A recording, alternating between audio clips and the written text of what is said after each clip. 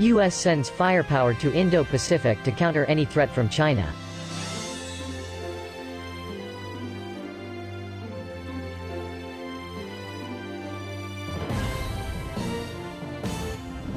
The United States is reviewing its military deployments in the Indo-Pacific region to ensure it has sufficient firepower and troops to counter any threat from China, analysts say.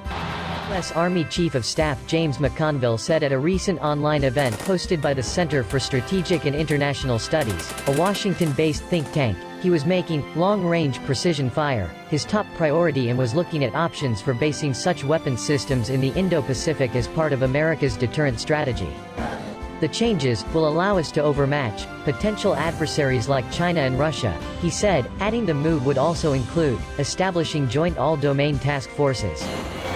McConville's comments came after U.S. Marine Corps Commander General David Berger said in March in his Force Design 2030 plan he wanted to reduce the role of Marines in ground warfare and leave the bulk of that responsibility to regular troops.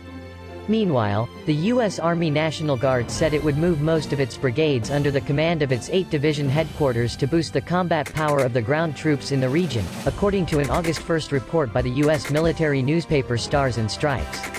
Song Jongping, a military expert based in Hong Kong, said the overhaul was part of U.S. President Donald Trump's Indo-Pacific strategy to contain China. The U.S. wants to strengthen its strike capabilities by integrating its firepower systems on land, air, sea and space, and combine them with its troops in a powerful joint operation combat system, he said. The goal is to block all channels in the East and South China Seas and work with its regional allies to stop PLA People's Liberation Army fleets from breaking the first island Chan established by Washington during the Cold War. On a trip to Tokyo last month, Berger discussed with his Japanese counterpart the possibility of deploying mobile U.S. Marine units in Okinawa. They would be armed with anti-ship and air defense missiles, and would work closely with Japanese forces to prevent easy access to the Pacific for China's military, he said.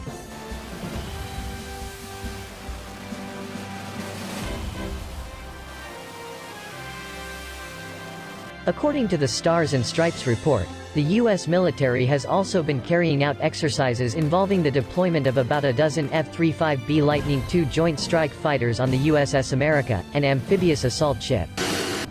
Beijing-based naval expert Li Jia said the experiment was a response to the PLA's expansion of its naval and air combat capacity. The U.S. is worried its fleets will be kicked out of the Western Pacific, he said. The PLA had sufficient firepower to take on American fleets in the event of an offshore battle, Li said. China's Type PCL-191 multiple launch rocket systems, which have a range up to 400 kilometers (250 miles), and other rocket launchers are the most efficient low-cost option for dealing with head-to-head conflicts, he said. The PLA is also developing a new high-frequency surface wave radar system to detect stealth fighter jets like the F-35, and other advanced electronic warfare weapons. Song said the biggest difficulty the U.S. was likely to face with its containment strategy was maintaining cooperation with its allies. Beijing's best countermeasure is to disrupt that alliance, he said. At the moment, only Australia is listening to the U.S. Its other allies, like Japan, Singapore, the Philippines and the other members of ASEAN, the Association of Southeast Asian Nations, are undecided about what to do as they don't want to take sides between Beijing and Washington.